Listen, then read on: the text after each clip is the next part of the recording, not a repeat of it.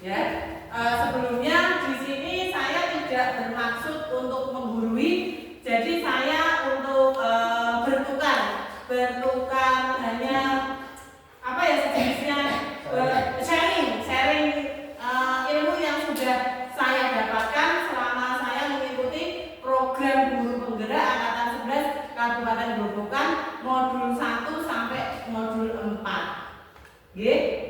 Sebelumnya saya mohon maaf atas waktunya, mungkin sudah siap ya, insya Allah ini bermanfaat untuk kita semua. Amin. Nah, ini nanti saya hanya menyampaikan ada konsep inti budaya positif.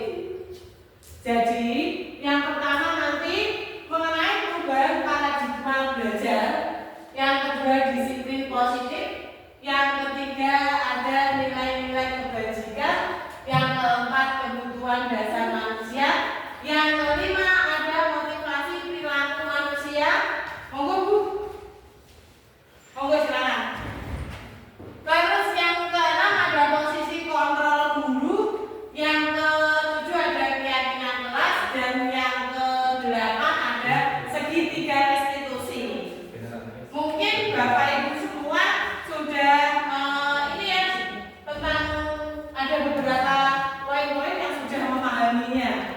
Ya, tentang nanti perubahan pada paradigma belajar, nanti kita harus bagaimana, seorang guru harus bagaimana, tentang disiplin positif itu nanti yang bagaimana, sama nilai-nilai kebajikan, kebutuhan dasar manusia yang ada 5 itu, terus ada motivasi manusia, itu ada motivasi intrinsik sama ekstrinsik, nanti ada posisi kontrol guru di mana guru memposisikan hanya sebagai manajer nanti. Sama keyakinan kelas. Nah, ini keyakinan kelas nanti sangat penting. Kalau keyakinan kelas ini sejenis peraturan kelas, tetapi dengan kesepakatan bersama itu membentuk nilai-nilai keyakinan yang harus dijalankan untuk murid-murid kita, begitu. Dan yang terakhir, segitiga restitusi, bagaimana cara kita mengatasi seandainya ada siswa yang bermasalah, gitu.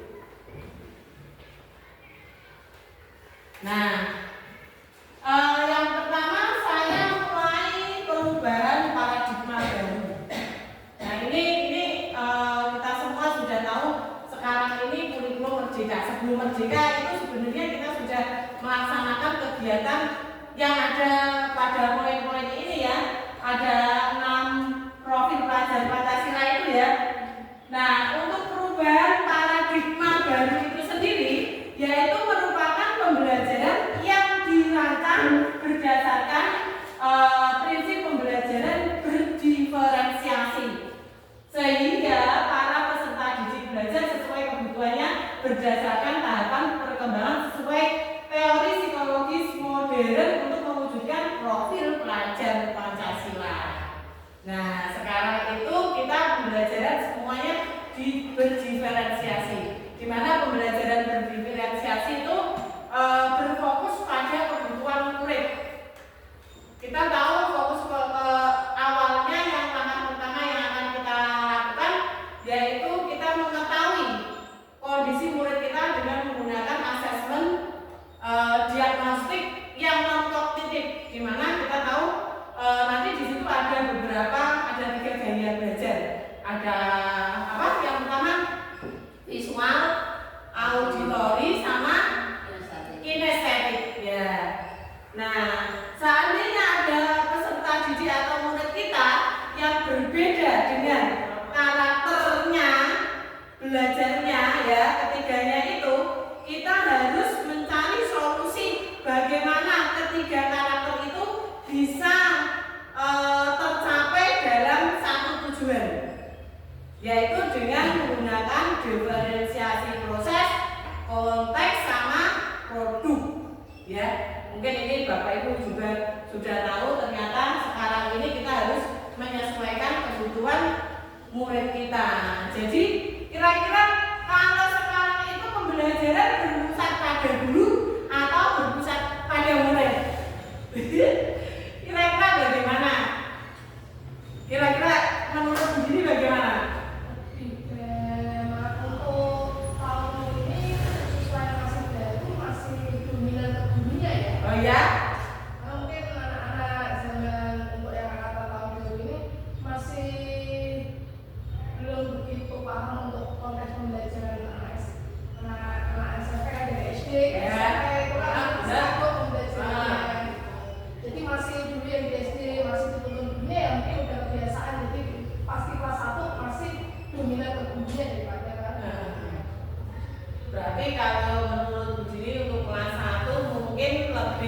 berpusat pada guru. Kira-kira kalau menurut Bu Eko begitu juga? Kalau saya tidak agak beda nih. Oke, beda. Untuk kurikulum merdeka kan pembelajaran itu harusnya berpusat pada murid. Ya, jadi ya bagaimana caranya apa itu di kelas masih di kelas bawah ya kita harus mulai menerapkan dan memperhatikan kebutuhan murid. Jadi pembelajaran berpusat pada murid kalau menurut saya gitu. Oh gitu, terima kasih untuk tanggapan Bu Dini dan Bu Eko. Sebetulnya untuk pembelajaran berdiferensiasi itu mulai dari PAUD pun sudah diterapkan, tetapi kita melihat dari kondisi mungkin salah satunya ada faktor itu tadi ya, lingkungan mungkin ya, karena pembiasaan itu sehingga kita harapannya dan kita harus melaksanakan pembelajaran berdiferensiasi itu pembelajaran yang berpusat pada murid-murid ya, seperti dalam filosofi Ki Hajar Dewantara adalah pendidikan yang menuntun. Jadi guru tugasnya menuntun ya, menuntun murid-muridnya untuk mencapai tujuan pembelajaran sesuai dengan kodratnya masing-masing. Jadi setiap anak itu memang dia ditakdirkan memiliki kodrat alam sama kodrat zamannya sendiri-sendiri, kita hanya sebagai penuntunnya saja. Jadi mulai sekarang yuk kita melakukan pembelajaran yang namanya pembelajaran berdiferensiasi ya. Dalam hal ini kita tahap perkembangan itu ada untuk mewujudkan profil pelajar Pancasila. Kita tahu ya, profil pelajar Pancasila itu ada 6 aspek dan itu sudah terintegrasi sama semua mata pelajaran yang kita ajarkan di kelas ya. Sebetulnya dari dulu kita juga sudah berprofil pelajar Pancasila, ya enggak? Iya, benar sekali. Beriman dan bertakwa kepada Tuhan Yang Maha Esa, ya. Aktivitas sehari-hari kita sudah melakukannya. Terus yang kedua, ya, ada mandiri. Siswa dituntut untuk mandiri, ya. Terus bernalar kritis. Nah, ini bernalar kritis berarti kita harus mengaktifkan siswa kita untuk berpikir kritis itu terkait dalam konsep menangani permasalahan yang ada. Terus ada kreatif ya. Terus ada bergotong royong yang terakhir yaitu kebinekaan global. Oke ya. Nah, bagaimana miskonsepsi teori kontrol? Nah, ini miskonsepsi teori kontrolnya. Ini hanya sebuah ilustrasi. Guru mengontrol murid. Nah, gambar ini bisa ditulisani ilustrasi bahwa semua muatan positif, efektif, dan bermanfaat. Kira-kira seperti itu. Terus selanjutnya ada gambar yang satunya. Ilustrasi bahwa kritik membuat rasa bersalah mampu menguatkan karakter. Nah ini.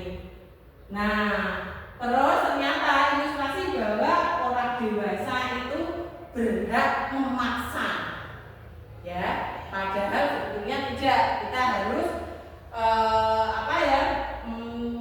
menerima kritikan serta masukan dari murid kita, tanggapannya ya, biar semuanya berjalan lancar mencapai satu tujuan pembelajaran.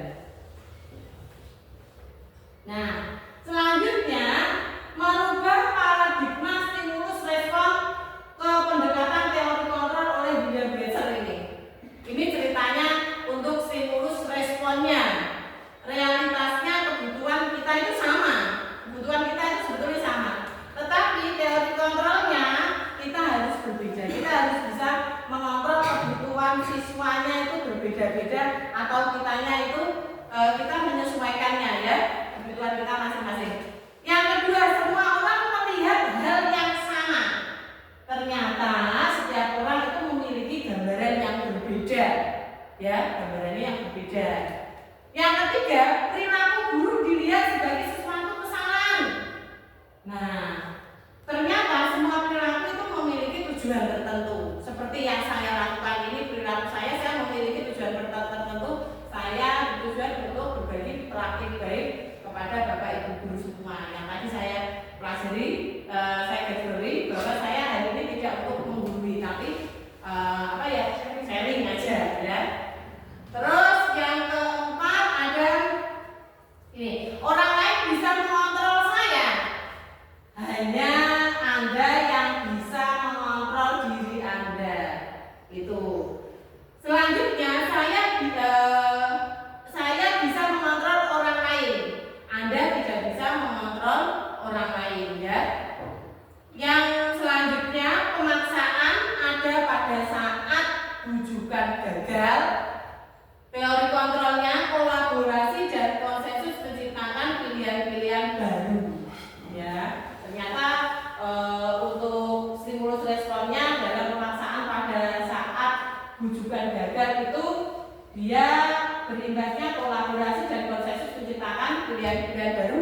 Dan yang terakhir ternyata ini nggak kelihatan ya, saya bacakan di sini. Model berpikir menang atau kalah. Untuk teori kontrolnya model berpikir ya menang-menangan gitu ya.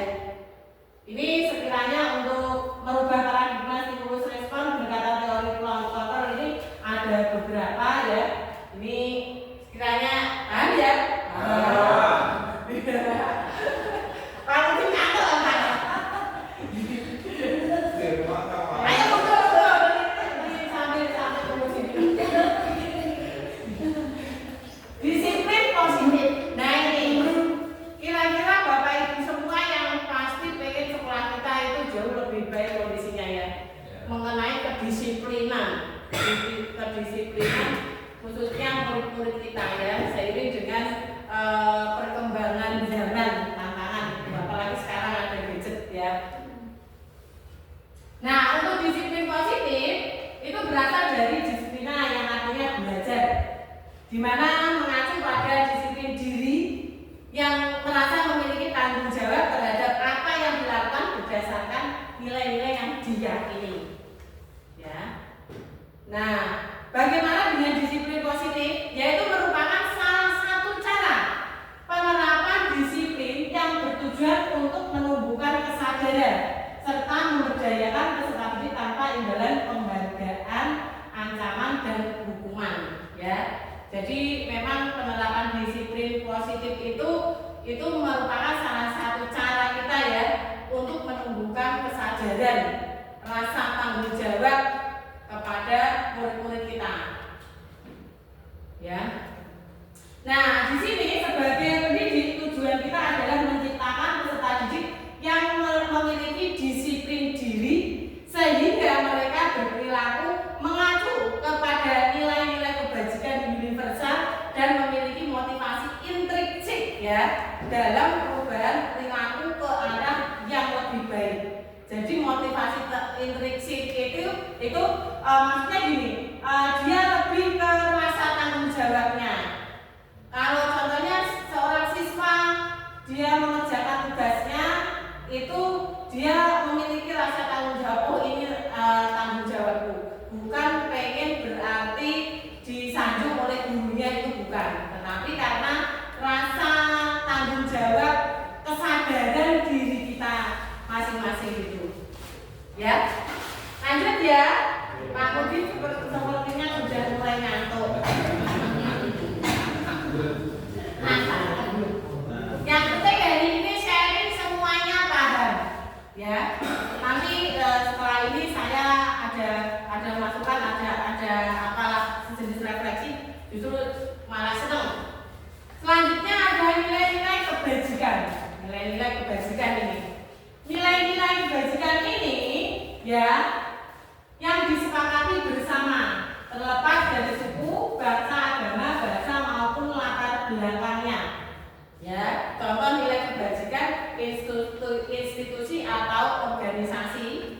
Yang pertama ada profil pelajar Pancasila. Menurut profil pelajar Pancasila ini, beriman, bertakwa kepada Tuhan Yang Maha Esa dan berakhlak mulia, berkebinekaan global, gotong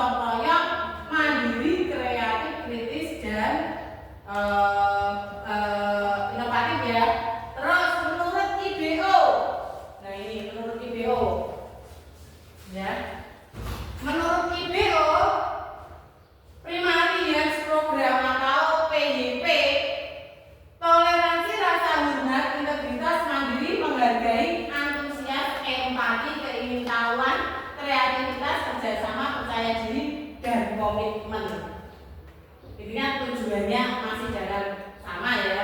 Terus yang ketiga, teori yang ketiga, 9 pilar karakter Indonesia Heritage Foundation atau IHF mengatakan bahwa cinta Tuhan dan segenap ciptaannya, kemandirian dan tanggung jawab, kejujuran adalah sebuah amanah.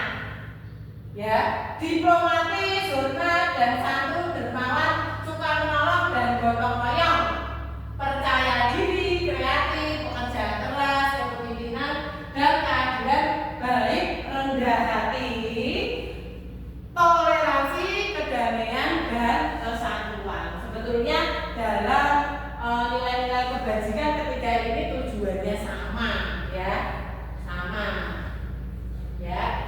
Sadar ya Pak Budi? Nah, ini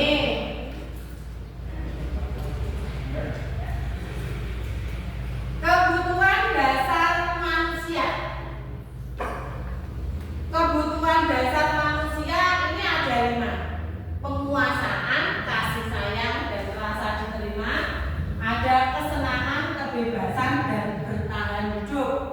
Ya, di mana kebutuhan dasar ini yaitu segala sesuatu yang dibutuhkan oleh manusia untuk mempertahankan keseimbangan kondisi fisiologis yang bertujuan untuk mempertahankan kehidupan dan kesehatan. Jadi untuk kebutuhan kontrol itu yang pertama penguasaan. Penguasaan itu ada yang bisa memberikan contoh penguasaan? Ayo belajar contoh, ayo gurih, panas. Ayo penguasaan bentuknya apa?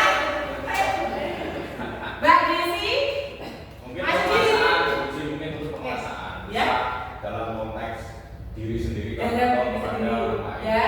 kontrolnya kan. kontrol Kalau diri. kepada diri sendiri kan bisa ke emosionalnya, Ya. kemudian kepada orang lain mungkin kerjasama dan sebagainya. Kerjasama. Mungkin dari penguasaan, menurut saya. Oke, benar sekali.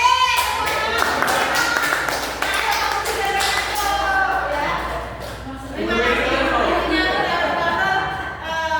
awalnya dari dalam diri kita ya. Intinya penguasaan ini pengen diakui saja, pengen diakui bahwa dia itu hebat, dia mampu dan sebagainya ya. Yang kedua, kebutuhan kasih sayang dan rasa terima, rasa diterima. Nah ini yang sayang-sayang, tahu nih bagaimana?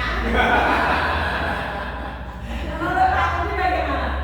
Kasih sayang dan rasa diterima. Kira-kira manusia butuh nggak menurut kamu kasih sayang? Sangat butuh. Rasa diterima butuh nggak? Betul. Butuh. Contohnya kira-kira apa Pak Budi? Kalau pengen rasa diterima, kira-kira contohnya apa? Ya, contohnya kalau kita di masyarakat itu ya kalau kondangan kita Ya. ikut di apa diundang, Nah, masa yang lain diundang kita ya diundang kan rasanya kan terus apakah kita sakit ya sakitnya di sini kok di oke. Tanya di sini lah. Oke. Terima kasih Pak Budi. Ternyata kamu tinggal ngantuk. Ya, ternyata kita itu bukan kita ya, bahkan itu tumbuhan dan hewan pun butuh yang namanya kasih sayang, rasa diterima. Rasa diterima itu kebersamaan, ya, rasa diterima. Kalau seseorang kira-kira di masyarakat itu tidak diterima atau dikucilkan, pasti dia akan merasa sendiri ya, sedih. Saking bener Pak. Kalau kondangan kok sampai tak diterima, apalagi gak dimanggap, yo sakit, ya. Nah itu. Terus yang ketiga kebutuhan akan kesenangan, ya. Kita tahu kita pasti mencari di mana kesenangan itu kasarnya kalau saat ini yang sefrekuensi ya Mbak Desi, senangnya kumpul iki, masa yang satu itu ngomongin masalah sebelah, yang satu mie ayam, nah itu, ya. Kebutuhan rasa kesenangan itu memang dibutuhkan ya untuk diri kita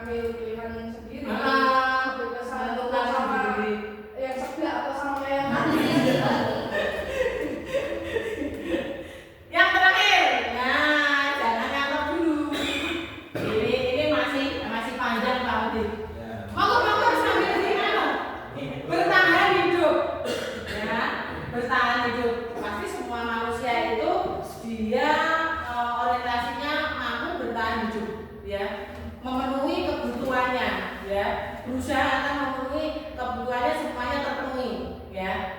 Nah, kalau di sini semuanya sudah dewasa, pasti semuanya pengennya semua terpenuhi. Yang sudah berkeluarga juga pengennya terpenuhi, yang belum berkeluarga juga kebutuhan pribadinya terpenuhi, bahkan memikirkan orang tuanya, ya. Nah, jadi untuk kebutuhan dasar manusia itu ada 5, ya, itu harus dikeseimbangkan. Jangan sampai kita kurang kasih sayang, nah itu. Tapi ini di sini bukan saya berat, ya. Tapi saya kebablasan aja. Jangan kelebihan kasih sayang. Kok kelebihan nggak apa-apa? Ya, betul. Rasa diterima juga penting tadi, ya. Kesenangan, masa itu berat-beratnya malah tambah berat lagi. Terus kebebasan sama bertahan hidup.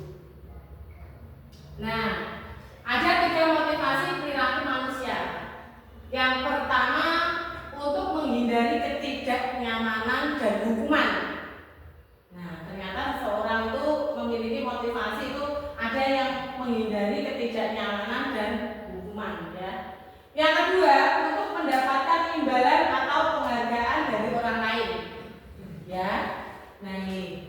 Yang ketiga, untuk menjadi orang yang mereka inginkan dan menghargai diri sendiri dengan nilai-nilai yang mereka yakini atau mereka percaya. Nah, itu kebutuhan motivasi perilaku manusia ternyata beda-beda, ada 3. Untuk menghindari ketidaknyamanan, lah, saya mau hadir ke kondangan tersebut kan tidak enak karena dulu saya pernah dekat dari itu, ya. Nah, itu. Kalau seorang siswa kira-kira contohnya apa, Bu Dini atau Mas Udin, untuk menghindari ketidaknyamanan kira-kira apa? Bolos. Bolos berarti harus apa? Harus Dibuat nyaman. ya itu menghindari ketidaknyamanan. Hukuman takut dihukum nanti karena efeknya tadi bolos, ya, mungkin dia akan aktif bersekolah kembali atau berangkat sekolah tepat waktu, ya. Nah, itu salah satunya untuk tapi di sini semuanya kesadaran diri kok. Poin 1 kira-kira dihilangkan di sini aja. Semua. Yang kedua, mendapatkan imbalan dan penghargaan orang lain. Nah, ini modus begini. Iya begini. Kalau saya ketemu begini, nah itu modusnya. Ya modus gratis, ya. Makan lontong sate gratis, ya. Untuk menjadi orang yang mereka inginkan dan menghargai diri sendiri dengan nilai-nilai yang mereka percaya, ya. Nah, ini sekarang masuk ke dalam konsep disiplin dengan identitas gagal. Ini hukuman yang pertama menyakitkan, ya. Penghargaannya itu nanti hukumannya ini ada penghargaannya tidak efektif, terus hukuman itu tidak nyaman atau merusak hubungan, ya, intinya, ya. Termasuk rasa takut, ya, memaksa itu mematikan kreativitas ternyata, ya. Terus murid menyembunyikan kesalahan. Nah, itu. Terus murid menjadi rendah diri. Nah, itu, ya. Itu termasuk merampas hak penghargaan dirinya. Jadi ada di sini ada beberapa contoh hukuman itu yang pernyataan itu ada menyakitkan, tidak nyaman, murid merasa takut, bersifat memaksa, murid menyembunyikan kesalahannya, murid menjadi rendah diri itu. Nah, penghargaannya itu tidak efektif, merusak hubungan atau bersifat iri, ya, mematikan kreativitas, menghukum dengan sistem ranking serta merampas hak menghargai dirinya. Ya, Buri. Ya, oke, lanjut. Selanjutnya konsep disiplin dengan identitas sukses, dikatakan sukses di sini. Ada konsekuensi, ada restitusi. Yang pertama, kekuatan jangka pendek, ya, di mana restitusinya murid bertanggung jawab untuk perilakunya. Perlu monitoring keberlanjutan, yaitu fokus pada pemecahan masalah, ya, jangka panjang, ya. Stimulus dan atau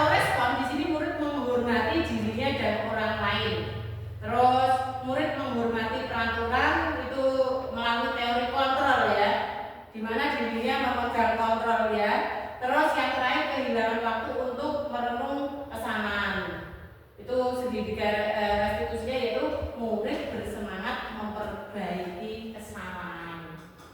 Nah dari sini Pak Bu ternyata ada beberapa konsep disiplin tadi dari yang pertama tadi yaitu identitas gagal. Ini termasuk tadi hukuman sama penghargaan itu termasuk identitas gagal semua ya. Nah itu dikatakan identitas gagal ternyata salah satunya yaitu penghargaan ada merusak hubungan, mematikan kreativitas. Nah ini dia akhirnya sulit berpendapat ya. Terus yang disiplin positif tadi ada mulai dia bertanggung jawab atas perilakunya ya. Terus dia bisa fokus dalam pemecahan masalah jangka panjangnya. Terus dia bisa memegang kendali kontrolnya sendiri sama bersemangat memperbaiki kesalahannya. Nah sekarang ini konsep disiplin pendekatan restitusi, sebuah cara menanamkan disiplin positif pada murid. Nah ini untuk pengertian restitusi yaitu menciptakan kondisi bagi murid untuk memperbaiki kesalahan mereka sehingga mereka bisa kembali pada kelompok mereka dengan karakter yang lebih kuat. Ini dari teori Bunsen ya tahun 2004. Ternyata proses restitusi yaitu diperlukan demi menciptakan kondisi bagi murid untuk memperbaiki kesalahan mereka sehingga mereka dapat kembali pada kelompok mereka dengan karakter yang lebih kuat. Ya, dimana di sini ada ciri-ciri restitusi. Yang pertama kita harus menekankan bukan untuk menebus kesalahan, namun untuk belajar dari kesalahan. Ya, mereka kalau melakukan kesalahan dia akan belajar dari kesalahannya sendiri. Terus selanjutnya ada memperbaiki hubungan. Ya, memperbaiki hubungan. Yang ketiga ada tawaran bukan paksaan. Jadi kita harus memberikan tawaran pada murid yang melakukan kesalahan ya. Terus ada restitusi menuntun untuk melihat ke dalam diri. Modelnya kita menuntun untuk melihat ke dalam diri.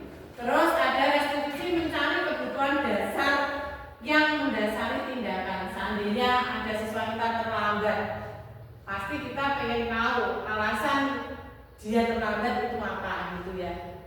Mungkin dia itu bangunnya kesiangan, nggak ada yang membangunkan. Itu termasuk kebutuhan apa? Dari kelima kebutuhan dasar tadi loh. Ini seandainya Mas Udin kesiangan masuk. Nah ternyata nggak ada yang membangunkan. Ternyata dari kelima kebutuhan dasar kira-kira dia yang Mas Udin perlukan apa? Untuk kasih sayang. Untuk kasih sayang.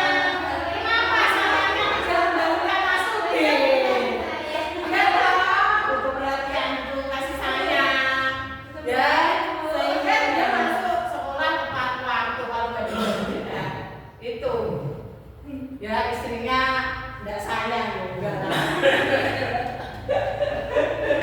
Ya itu salah satunya. Kalau misalkan ada siswa yang lesu, kepalanya ditaruh di meja sambil tiduran, pasti kita kepo ya, pengen tahu mengapa dengan alasan tertentu, mengapa dia melakukan tindakan tersebut. Pastinya banyak alasan ya. Kira-kira alasannya apa? Alasannya kira-kira apa Bu Tri? Jam rawat ngantuk. Jam rawat ngantuk. Apa? Apa ayo keluarga? Oh itu ada diputusin pacarnya. Pasti dia punya permasalahan sendiri-sendiri ya. Misalkan ternyata dia ngantuk dan lain-lainnya, dia lapar belum makan, belum sarapan. Nah itu berarti kita harus mengulik kebutuhan siswa tersebut ya. Mungkin dari kebutuhan dari kasih sayang, terus mempertahankan dirinya, bagaimana caranya ya. Nah itu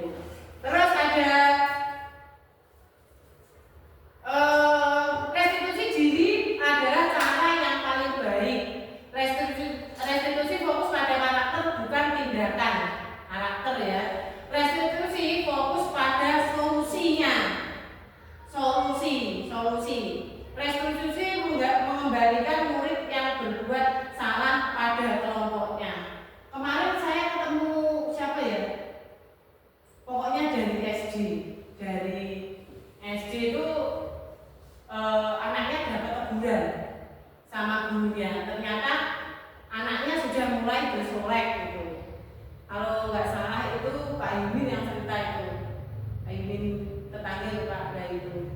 Nah itu kenapa dia di sekolah itu dilarang bersolek gitu. Dan akhirnya ditanya kira-kira solusinya apa? Solusinya tidak boleh menggunakan make up di sekolah. Saat di sekolah nggak boleh ber-make up gitu. Mungkin guru menganggapnya sebagian dari solusi ya. Ternyata hal tersebut itu masih belum cukup. Itu PR kita di saat kita ini anak-anak kita sudah mulai remaja, yang pasti jenjang SMP ataupun SMA atau SMK bisa lebih cantik daripada gurunya. Nah kita harus memiliki strategi tertentu ya. Nah itu. Gurunya lebih cantik, dia paling bisa. Lanjutnya terus restitusi mengembalikan murid yang berbuat salah pada kelompoknya. Jadi kita harus memiliki keyakinan ya bahwa kondisi murid itu nanti yang melakukan kesalahan itu nanti dapat kembali ke kelompoknya itu sendiri ya. Jadi intinya kalau sebuah permasalahan itu yang pasti kita ada solusinya. Bu, Ya. mau nanya Bu. Yuk. Misalkan ada siswa Ya. melakukan kesalahan, sudah kita bina dan tidak bisa berubah, apakah boleh kita binasakan?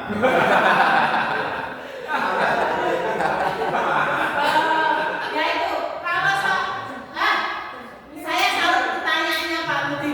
Jadi kalau ada siswa yang dikatakan batu sudah kita bina ternyata nggak mempan, apakah harus dibinasakan? Jelas nggak boleh. Ya.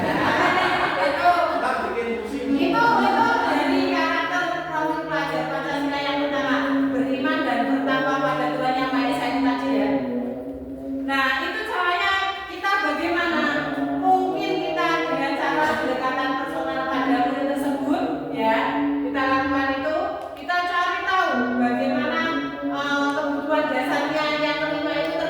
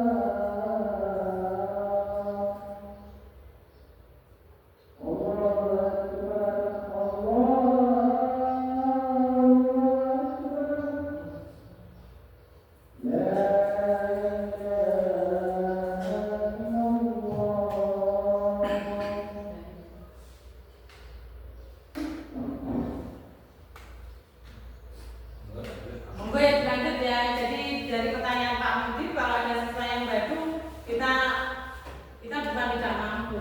Seorang guru itu kita harus mengendalikan, menuntun siswa tersebut di Pak Mudin.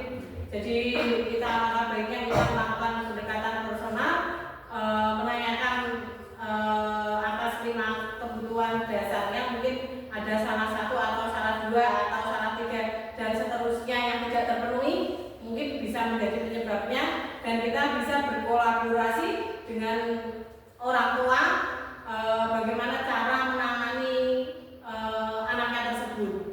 Jadi kalau orang tua pasrah, pokoknya Pak sampai kapak itu tersukulan itu pasrah, bukan berarti kan sebetulnya itu yang namanya pendidikan itu terlahir dari keluarganya dulu, ya, baru di sekolah. Kadang-kadang orang tua itu supaya apa namanya ya nggak begitu memahami janjane dari keluarga juga itu faktor utama pendidikan, tapi karena dia nggak paham, akhirnya ya itu malah seorang dia malah jenuh duluan. Iya, betul sekali. Gini. Oke, terima kasih Pak Mudin. Lanjut ya. Iya, lanjut. Nah ini perbedaan contoh kasus siswa yang tidak atau mengerjakan tugas. Ini ada hukuman, ada konsekuensi, ada restitusi. Ada kondisi pertama, di saat hukuman itu guru menghukum siswa tersebut dengan hormat bendera sampai 10 menit. Ya, konsekuensinya di sini guru memberikan konsekuensi untuk mengerjakan tugas saat istirahat atau mengerjakan 3 kali lipatnya. Nah, bagaimana dengan restitusi? Yaitu guru menanyakan keyakinan kelas dan membantu siswa menyelesaikan masalah. Jadi kita kembalikan keyakinan kelas. Jadi keyakinan kelas tadi sudah saya jelaskan sedikit, yaitu sebuah peraturan, sebetulnya sebuah peraturan, tetapi peraturan tersebut yang sudah diyakini bersama-sama dan disepakati bersama-sama dalam kelas tersebut, ya. Itu misalkan tidak mengerjakan PR itu alasannya apa kira-kira? Berarti keyakinan kelas mungkin mengumpulkan tugas dengan tepat waktu. Nah itu kita bisa mulai membuat keyakinan kelas. Nah nanti anak-anak itu nanti ada dia bikin sendiri, modelnya begini, datang sekolah tepat waktu, mengerjakan tugas tepat waktu. Nah untuk keyakinan kelas ini dilarang menggunakan kalimat tidak positif, ya, tidak positif. Artinya kayak gini, contohnya membuang sampah sembarangan. Tidak membuang sampah sembarangan itu tidak diperbolehkan dalam keyakinan kelas. Yang diperbolehkan apa? Menjaga lingkungan gitu, menjaga kebersihan gitu. Nah, jadi kata-kata dari keyakinan kelas itu bersifat universal gitu. Jadi apa ya? Nanti anak-anak bisa menulis sendiri, kemarin saya sudah melakukannya dan nanti ada gambarannya nanti. Keyakinan kelas itu ya sebuah aturan yang sudah disepakati pada kelasnya itu. Pada kelasnya, misalkan Pak Mudin itu ngajar di bengkel, ada keyakinan kelas lagi di bengkel tidak boleh makan di lab. Berarti kan larangan tidak boleh, itu bisa dialihkan dengan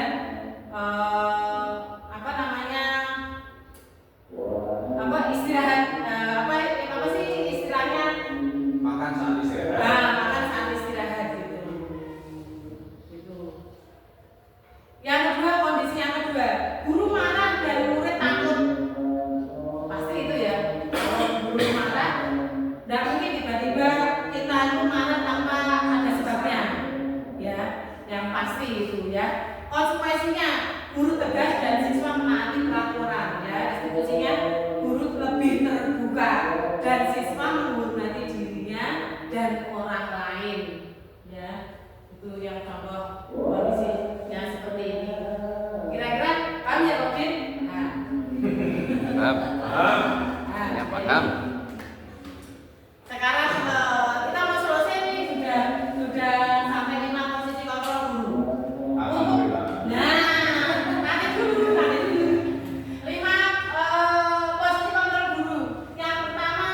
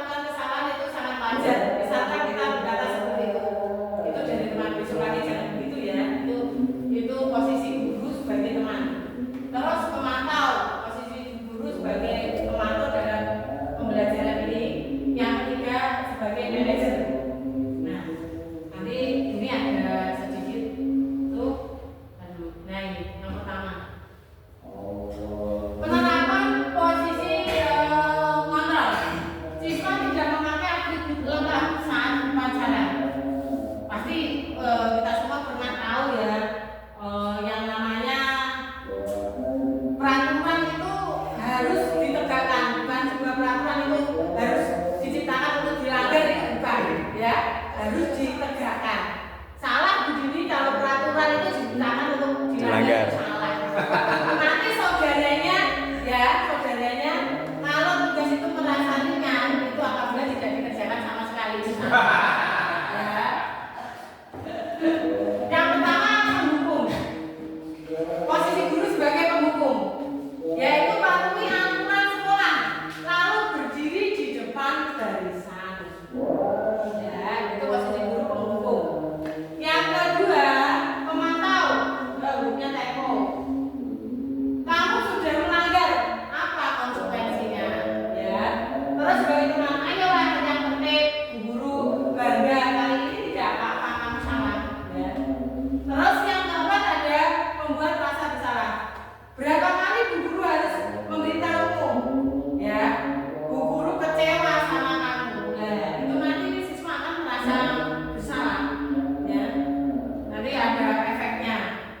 Ada misalkan dia untuk melakukan sesuatu nanti, wah jangan-jangan nanti saya salah lagi, gitu. Punya ketakutan sendiri. Terus yang kelima yaitu guru sebagai manajer. Apakah kamu tahu kesalahanmu? Kira-kira apakah kamu bersedia memperbaikinya? Itu di sini posisi guru sebagai manajer. Ya. Nah ini sedikit pengenalin. Assalamualaikum warahmatullahi wabarakatuh.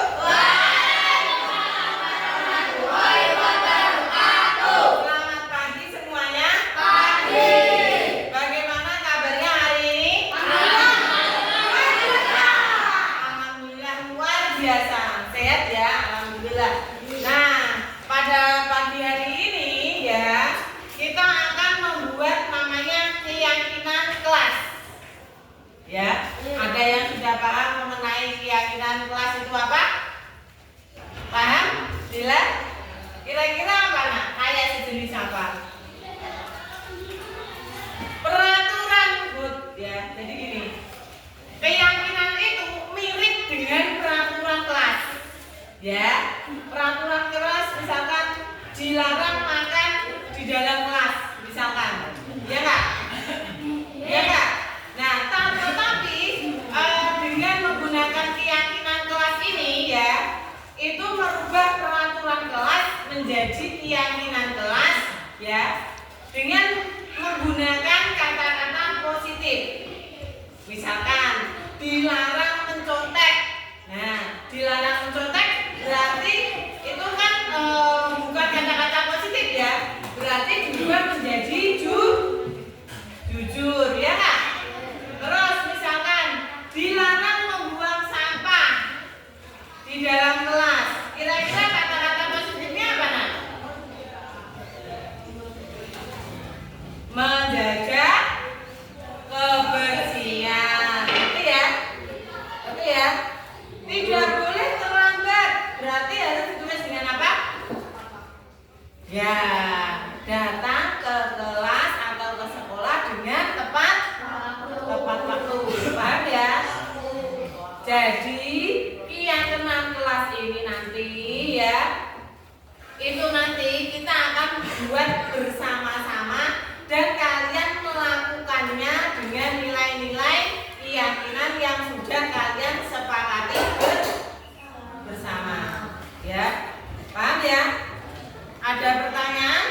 Tidak. Jadi nanti Bu Yayu minta tolong kalian terus kira-kira keyakinan kelasnya nanti di sini apa gitu ya. Setelah itu kita akan menandatangani bersama mengenai keyakinan kelas. Oke? Paham ya? Oke. Nah, nanti kalian cukup menulis satu kalimat keyakinan kelas. Menurut kalian itu nanti apa? Ingat ya, tadi Bu Yayu bilang ya, harus menggunakan kata-kata positif. Ya, kayak tidak boleh mencontek, berarti harus jujur. Tidak boleh buang sampah sembarangan, berarti harus menjaga lingkungan. Tidak boleh terlambat, berarti harus apa? Datang sekolah tepat waktu. Misalkan tidak boleh tidur Ya, kira-kira apa? Oh, tidak boleh dilarang. Berarti apa? Belajar dengan sungguh-sungguh seperti itu. Paham ya? Oke. Terserah kalian nanti mau nulis apa yang jelas. Nanti tolong ditulis. Ini yang ada lemnya ditaruh di belakangnya biar nanti bisa ditempel ya.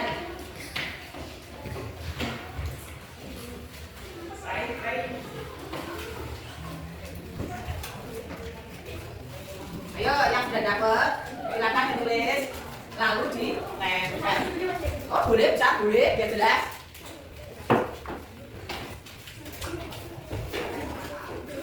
Jadi kasih waktu 5 menit ya. Silakan ditulis.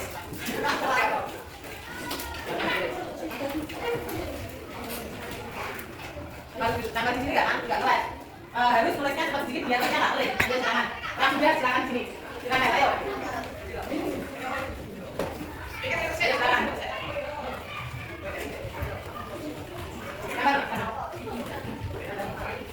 Ingat ya, dengan menggunakan apa tadi kata-kata positif, ya, bukan kata-kata larangan. Oke?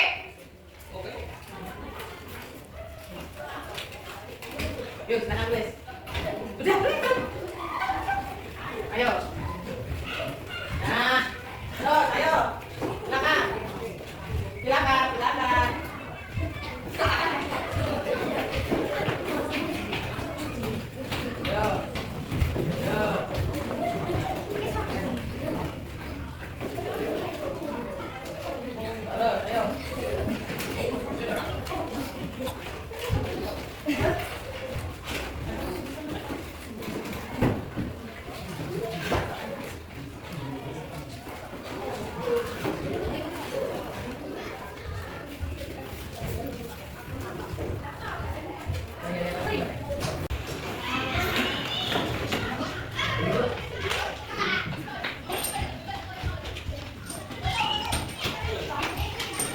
Udah?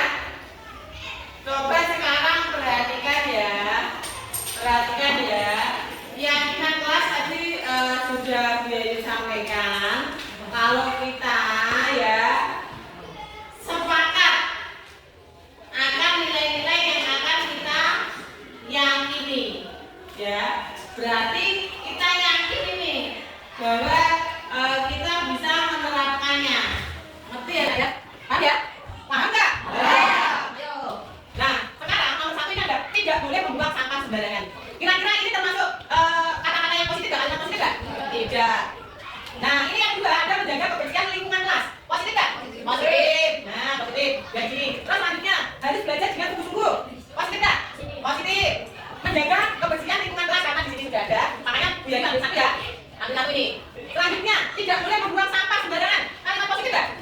Tidak, kalimat positif. Jadi tidak bisa menjadikan keyakinan kelas ya. Menjaga kebersihan sekolah sudah sama tadi ya. Menjaga kebersihan kelas sama ya. Sama. Selanjutnya menjaga kebersihan lingkungan sekolah sama. Jadi ambil ya. Terus membuang sampah pada tempatnya. Sama nggak? Sama. Tapi bentar lagi. Nah ya. Selanjutnya membuang sampah pada tempatnya sama itu. Dilarang makan di kelas. Kira-kira dia kalimat positif nggak? Tidak, karena larangan ya. Bukan kalimat positif. Tadi kan dia sudah jelaskan jangan menulis dilarang-dilarang. Tidak boleh membuang sampah positif nggak? Tidak ya. Tidak boleh mencontek positif nggak? Tidak. Ambil. Mengerjakan PR tugas tepat waktu positif nggak? Positif, bagus. Belajar dengan sungguh-sungguh positif nggak? Positif, sama ya. Jadi ambil satu aja ya. Selanjutnya menaati peraturan sekolah positif nggak? Positif. Mendengarkan guru saat menerangkan positif nggak? Positif. Fokus dalam belajar positif. Jujur positif. Saling menghormati positif. Oke. Ini tadi ada sopan santun jatuh tadi. Sopan santun ya. Sopan santun termasuk positif nggak? Positif. Jadi ada 1, 2, 3, 4, 5, 6, 7, 8. Ini ada belajar dengan sungguh-sungguh, mengerjakan tugas dengan tepat waktu. Ini membuang sampah pada tempatnya. Ini jadi sama-sama menjaga kebersihan aja ya. Oke. Jadi ada 1, 2, 3, 4, 5, 6, 7, 8, 9. Ada 10 keyakinan kelas yang kalian harus laksanakan secara nilai-nilai keyakinan yang kalian tulis ini ya. Sepakat nggak? Sepakat ya. Jadi bacakan sekali lagi. Jadi 10 keyakinan kelas kelas 7. Yang pertama menjaga kebersihan lingkungan kelas. Paham ya ya? Paham ya. Nomor 2, sopan santun. Harus sopan ya. Jadi pembelajar harus pedoman. Menjaga kebersihan sekolah, ya. Menjaga kebersihan sekolah atau kelas ini sama ini tak satu ya. Terus menaati peraturan sekolah. Setuju nggak? Setuju. Setuju ya. Mendengarkan guru saat menggunakan. Setuju nggak? Setuju. Fokus dalam belajar. Setuju nggak? Setuju. Ini mau saya ambil lebih ke fokus dalam belajar sama saja mendengarkan guru saat menggunakan ya. Artinya dia fokus ya. Terus jujur. Jujur ya jujur. Terus mengerjakan tugas atau PR tepat waktu ya. Setuju ya. Belajar dengan sungguh-sungguh. Sepakat ya. Terus ada saling menghormati. Nah nanti biar itu tulis keyakinan kelasnya nanti di sini ya. Nih tak tulis nih ada ini ada beberapa ini. Nah yang harus kita sepakati bersama ya dalam nilai-nilai keyakinan kelas ini ya. Ini ada berarti ada berapa ini ya? 8 ya. Ini cukup menjaga kebersihan lingkungan kelas, sopan santun, saling menghormati, mengerjakan PR atau tugas tepat waktu, belajar dengan sungguh-sungguh, menaati peraturan sekolah, fokus dalam belajar dan jujur. Paham ya? Nah sekarang kita akan menulis kesepakatan dalam keyakinan kelas. Nanti kalian tulis nama dan apa? Tanda tangan di sini. Oke? Siap ya? Stop dulu. Nama ya? Nama tanda tangan. Oke, selanjutnya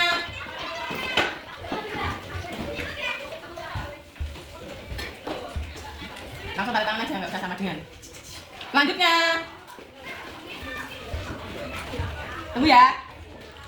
Kamu ya dibilangin nggak usah tanda tangan, langsung ayo silakan. Berikutnya siapa? Ayo, di sini ada pulpen, biola.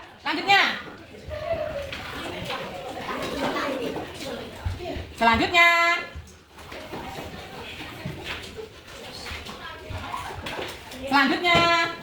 ini. Ayo Mas Marvel. Selanjutnya Marlino. Selanjutnya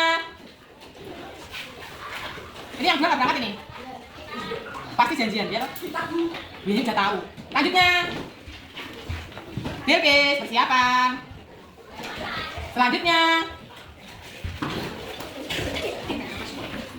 Selanjutnya ayo nak Karen. Terima kasih, stop deh. Bagaimana pembentukan keyakinan kelas? Nah, yang pertama lebih abstrak daripada peraturan ya. Terus sedikit saja biar mudah diingat. Kalimatnya itu pendek ya. Membuang sampah pada tempatnya misalkan ya. Fokus dalam pelajaran misalkan seperti itu. Mengerjakan tugas tepat waktu ya, misalkan seperti itu. Berupa pernyataan universal dapat diterapkan di kelas.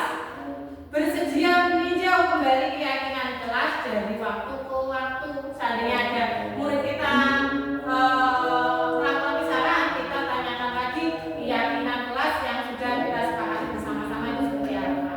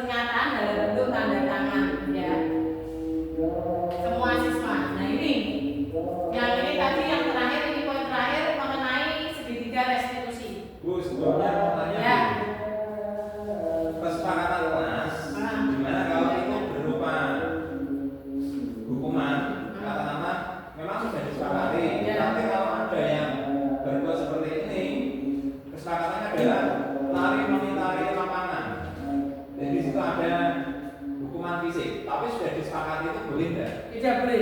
Tidak boleh. Tidak boleh. Kalau keyakinan kelas apabila keyakinan atau kesepakatan kelas apabila dilanggar, ini sifatnya bukan hukum Pak. Tetapi kita nanti menanyakan dengan menggunakan ini segitiga restitusi. Nanti jawabannya di sini. Ya. Nanti terima kasih Pak Budi. Ya. Jadi begitu ceritanya. Jadi di dalam keyakinan kelas atau kesepakatan kelas itu tadi sifatnya universal itu. Jadi bukan kalimat marahan itu bukan, tetapi sejenis ajakan itu. Fokus belajar, misalkan menjaga kebersihan, misalkan. Buri apa buri? Ya. Nah ini bagaimana cara untuk mengatasi dari permasalahan tersebut ini? Kita menggunakan segitiga restitusi, ya. Nah ini ada yang pertama menstabilkan identitas, ya. Terus ada validasi tindakan yang salah.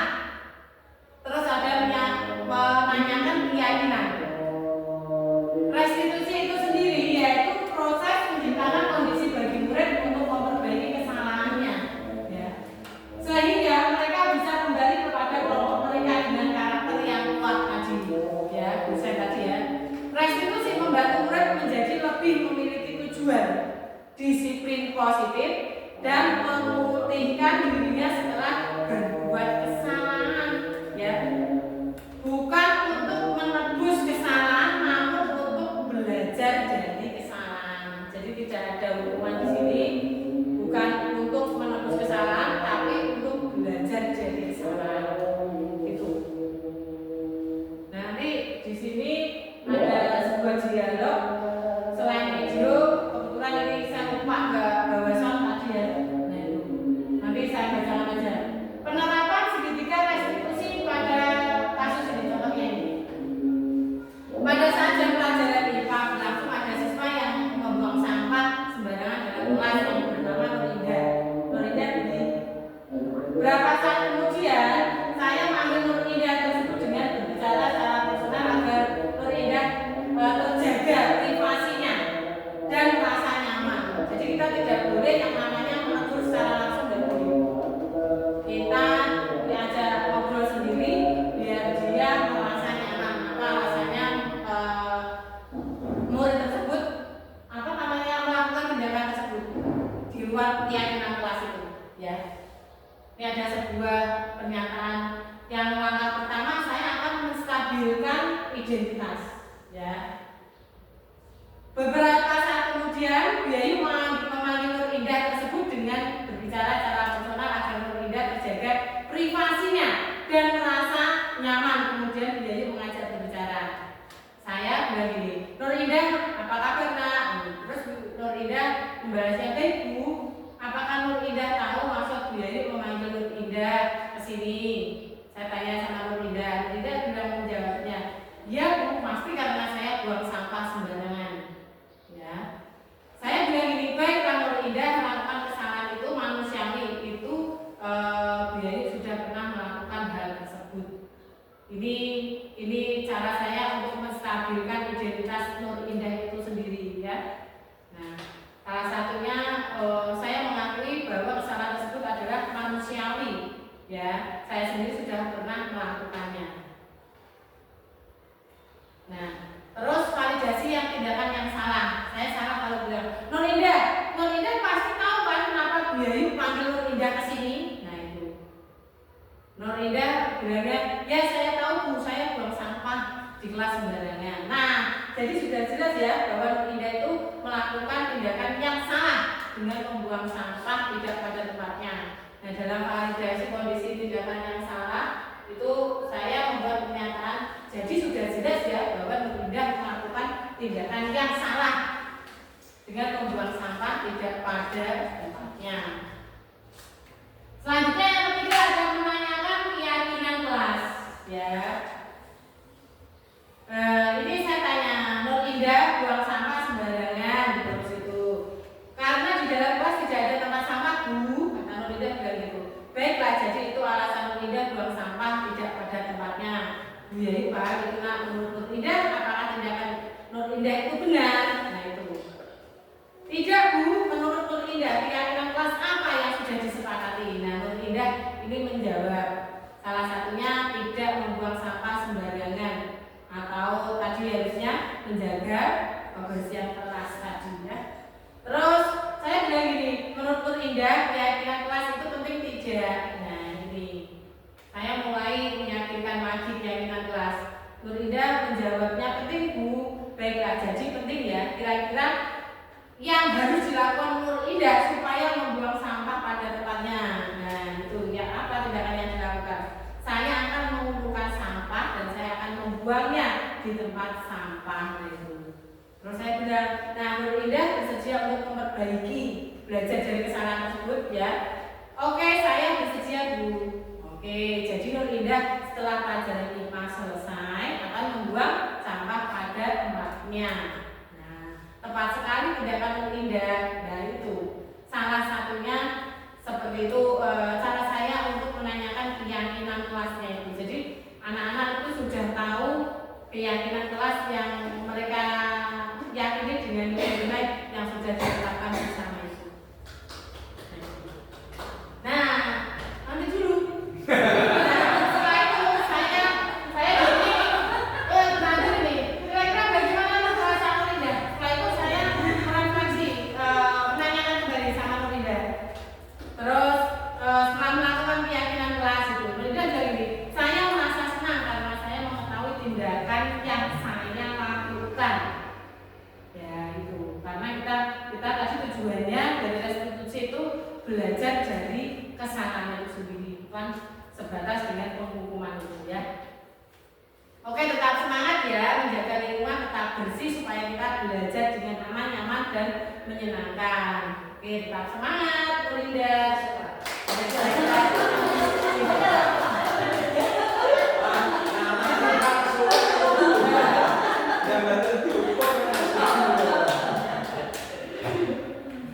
Kira-kira ini kejadiannya seperti itu mulai ini. Terima kasih. Nah, sekarang di sini saya pengen siapa ya yang bisa membantu saya sekalian merefleksi dalam kegiatan saya ini, mungkin panas. Aku kepala sekolah. Oke, terima kasih Bu Puji. Terima kasih atas ilmunya Bu Puji, sangat bermanfaat sekali. Kita dapat ilmu banyak tadi terkait dengan cara mengajar, kemudian konsep berdiferensiasi, dan itu saya rasa setiap guru harus punya ilmu itu. Ya. Jadi cara pembagian kelas, kemudian menanamkan nilai-nilai, karena tujuan kita belajar mengajar di sekolah itu kan mengajarkan nilai-nilai untuk kehidupan anak-anak kita setelah mereka nanti selesai sekolah. Dan nilai-nilai itu harus kita tuntun Bu, karena konsep menuntun itu kan nek coro Jawa itu kinanti ya, kita tuntun bener Bu. Tapi ada beberapa hal yang mungkin saya punya pendapat yang berbeda mungkin Bu, terkait dengan kedisiplinan, kemudian kemandirian Bu. Karena anak-anak itu karakternya berbeda sekali dan hari ini sangat kompleks. Ada beberapa anak yang bisa kita kondisikan dengan soft metode ya, dengan metode yang sangat halus, dengan lembut, kemudian kita ajar untuk berdiskusi. Dan ada beberapa anak yang maaf karena sumber daya yang dimiliki, kemudian lingkungan rumah yang sangat kompleks, akhirnya yang membuat anak ini kadang kehilangan minat untuk bersekolah. Ketika anak sudah kehilangan minat untuk bersekolah dan belajar ini, mau kita pakai metode apapun, dia akan ya agak susah tuh membangkitkan rasa minatnya ini. Dan inilah yang menjadi PR kita hari ini, yang begitu berat menurut saya untuk Bapak Ibu guru hari ini. Dan memang kita harus nambah ilmu dan terus nambah ilmu belajar terkait dengan psikologi, terkait dengan konten. Hari ini kita ngajar memang harus menciptakan konten baru dan metode baru. Dan mungkin saya rasa ini baik. Dan terkait dengan kedisiplinan, mungkin metode setiap guru berbeda-beda. Saya sering mengibaratkan begini Bu Puji, untuk menciptakan sebuah patung itu butuh alat banyak, patung yang kita lihat begitu halus dan bagus itu. Cara membuat patung itu hampir sama, berbeda-beda. Ada palu, Ya. kemudian ada amplas, ada air, ada kipas dan yang lain. Dan itu digunakan dalam konteks untuk menciptakan patung yang luar biasa. Dan anak-anak kita, saya sering pakai metode ibarat bahwa anak-anak kita ini dibentuk hampir mirip. Saya bukan katakan mirip ya, karena ini benda mati. Ya. Tapi karakter anak itu hari ini kita bisa dengan konteks kolaborasi nanti membagi tugas siapa yang menghukum, kemudian dengan metode apa itu hampir sama dengan alat-alat ini nanti.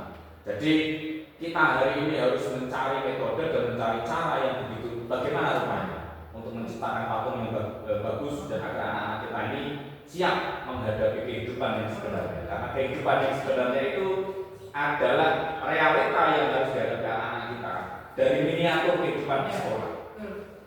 Kita kasih contoh, misalkan begini, ada anak telat, tadi dikasih contoh misalkan telat, kemudian kita kasih sanksi misalkan seperti itu adalah miniatur dari kehidupan nyata di luar. Misalkan begini, ada orang mencuri di kampung begitu, kemudian polisi pakai metode, kenapa kamu mencuri? Saya butuh Pak. Oh ya sudah, saya juga pernah melakukan itu. Kita pakai metode itu. Ini pencurian akan terus berlangsung. Nah, makanya mungkin menurut saya konsep kedisiplinan itu sesuai dengan konteksnya dan kesalahan. Jadi kita tinggal prioritaskan, ini aturan yang harus kita tegakkan, kemudian ini harus pakai metode soft dan ini harus pakai metode seperti itu. Dan itu adalah tugas kita bersama untuk menciptakan nilai ini. Karena hari ini nilai-nilai pendidikan di Indonesia itu tambah tahun. Mungkin karena sudah hilangnya Bapak Ibu guru kita dulu, nilai-nilai itu juga hilang bersama beliau-beliau. Hari ini kita kesusahan menciptakan nilai-nilai baru untuk anak-anak kita yang baru. Walaupun zamannya baru, tapi nilai agama dan nilai sosial itu tetap sama. Jadi hari ini mungkin kita belajar, terima kasih atas ilmunya Bu Puji, dan harus kita nambah ilmu lagi. Mungkin mengatakan dari saya. Terima kasih. Terima kasih Pak Lazim. Jadi yang pada intinya semua permasalahan itu tidak harus dengan menggunakan segitiga restitusi, karena kita punya cara tersendiri gitu. Bu Riati, monggo. Oke, terima kasih Bu. Menurut pendapat saya yang sudah saya sampaikan tadi, memang semuanya mempunyai nilai positif dan negatif. Jika kita menerapkannya, tergantung kita. Tergantung kita menerapkannya seperti apa. Kalau di masyarakat dan di sekolah mungkin berbeda penerapannya. Iya benar. Jadi budaya positif itu disesuaikan saja di mana tempatnya. Iya, oke, siap Bu. Bu Eka, Bu Rahman Prakira, Pak Udin, Bu Fitri.